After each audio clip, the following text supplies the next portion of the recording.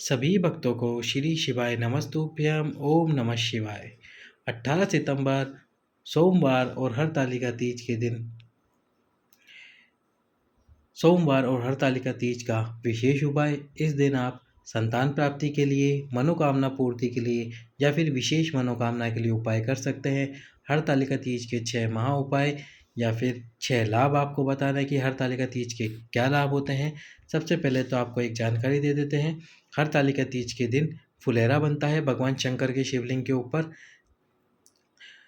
फुलेरा कैसा होता है आप स्क्रीन पर देख रहे हैं। ये फुलेरा होता है जो कि बनता है जो स्थान जया विषैरा शामली वाली 2 तली और देव का होता है, जहाँ से बूंद बूंद जल गिरता रहता है भगवान शंकर के शिवलिंग पर, उसी स्थान पर ये फुलेरा बांधा जाता है, जिसमें फूल पत्तियाँ मालाएं लगाई जाती है भगवान शंकर के शिवलिंग के ऊपर।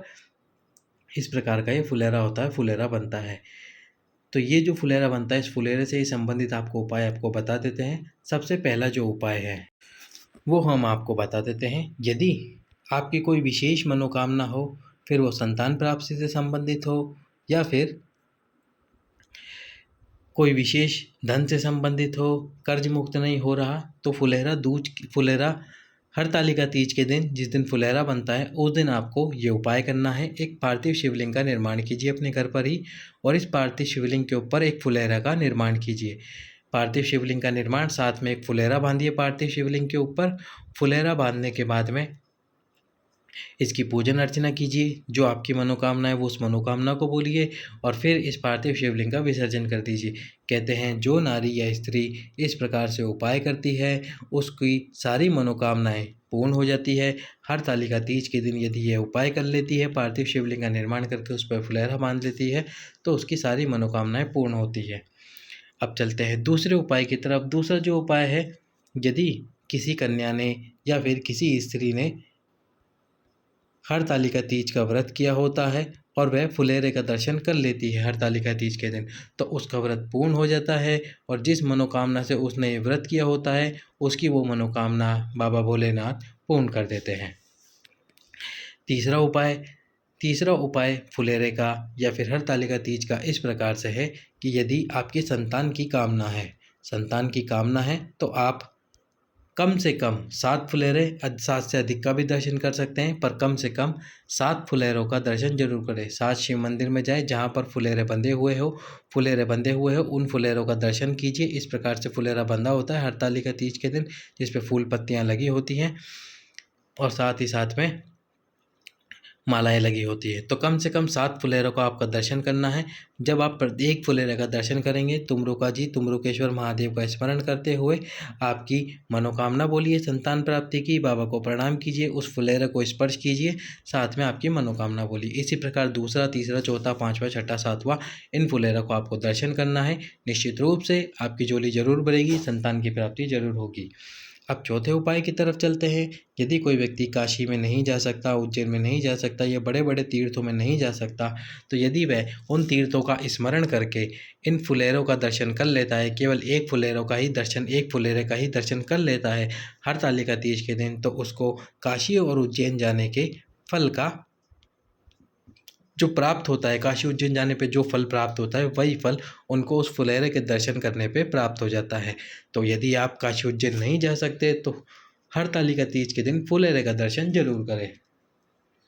अब अगले उपाय की तरफ चलते हैं।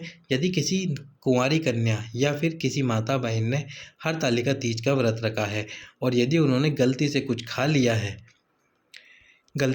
लिया व्रत वाले दिन, तो शाम के समय जब फुलेरा बनता है, तो जब फुलेरा बंधेगा, यदि आप उस फुलेरे के दर्शन कर लेते हैं, उसको स्पर्श कर लेते हैं, तो बाबा आपके द्वारा की गई गलती, जो आपने कुछ खा लिया था व्रत में, उसको माफ़ कर देता है और आपने जिस कामना से व्रत किया है उस कामना को पूर्ण करता है।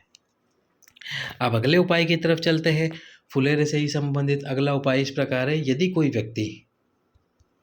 कोई व्यक्ति एकांत में भगवान शंकर की पूजन अर्चना करना चाहता है, किसी एकांत मंदिर में जाकर बैठकर भगवान शंकर का जाप करना चाहता है, पर ऐसा वो नहीं कर पा रहा है, उसको कोई एकांत मंदिर नहीं मिल पा रहा है या फिर कहीं एकांत स्थान में वो नहीं बैठ पा रहा है, तो वह व्यक्ति हरतालिका तीज के दिन जो फुलेरा बनता है, उस फुलेरे का दर्शन करता है, उसको स्पर्श करता है, तो उसकी जो एकांत में बैठकर तपस्या करने की इच्छा होती है वह पूर्ण होती है।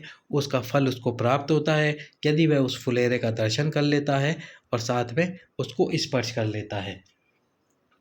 अब अगले उपाय की तरफ चलते हैं। अगला जो उपाय है वो है संतान की कामना के लिए, संतान की प्राप्ति के लिए। संतान की प्राप्ति के लिए जो फुलेरा बंधा होता है भगवान शंकर के शिवलिंग के ऊपर, तो जिन माताओं बहनों का गर्भ नहीं ठहर रहा है उनको ये उपाय करना है। एक फूल लेना है, ये जो फुलेरा बंधा हुआ हो, भगवान शंकर के मंदिर में जाना है, उस फूल के ऊपर आपको कुमकुम और थोड़ी सी हल्दी लगा लेनी है। कुमकुम ज़्यादा नहीं लगानी, थोड़ी सी कुमकुम और हल्दी लगा लीजिए। कुमकुम हल्दी लगाने के बाद में उस फूल का स्पर्श इस फुलेरे से कराइए, जो फुलेरा बंधा हो भगवान शंकर के शिवलिंग के ऊपर।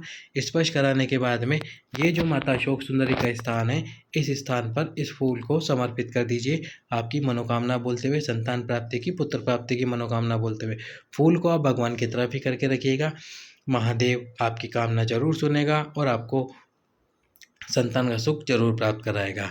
यह है संतान प्राप्ति का उपाय। अब अगला उपाय है जो कि है मनोकामना की पूर्ति के लिए सबसे विशेष उपाय।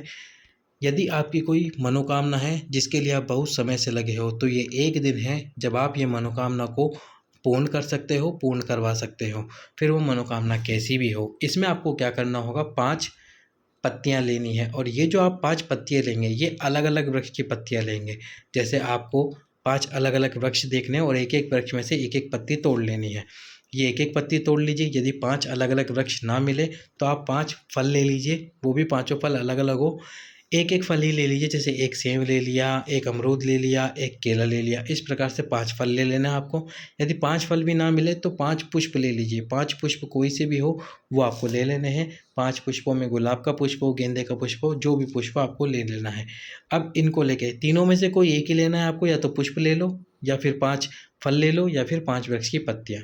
अब इनको शिव मंदिर में लेके जाना है और वो जो फुलेरा बंधा हुआ हो भगवान शंकर के शिवलिंग के ऊपर, उससे उन पाँचों को स्पर्श कराना है। स्पर्श करा के जो आपकी मनोकामना है उस मनोकामना को बोलिए। मनोकामना को बोलने के बाद में उन 5 वस्तुओं को भगवान शंकर के शिवलिंग के ऊपर समर्पित कर दीजिए। कहते हैं जो माता बहन ये उपाय कर लेती है या जो पुरुष ये उपाय करता है, कुछ ही समय में उसकी जो मनोकामना होती है वह शीघ्र से शीघ्र पूर्ण हो जाती है। तो इस प्रकार हरतालिका तीज और सोमवार के पड़ने वाले विशेष दिन पर आप ये उपाय जरूर करें, आपकी मनोकामना शीघ्र ही पूर्ण होगी। सभी भक्तों को श्री शिवाय नमस्तुभ्यम। ओम नमः शिवाय।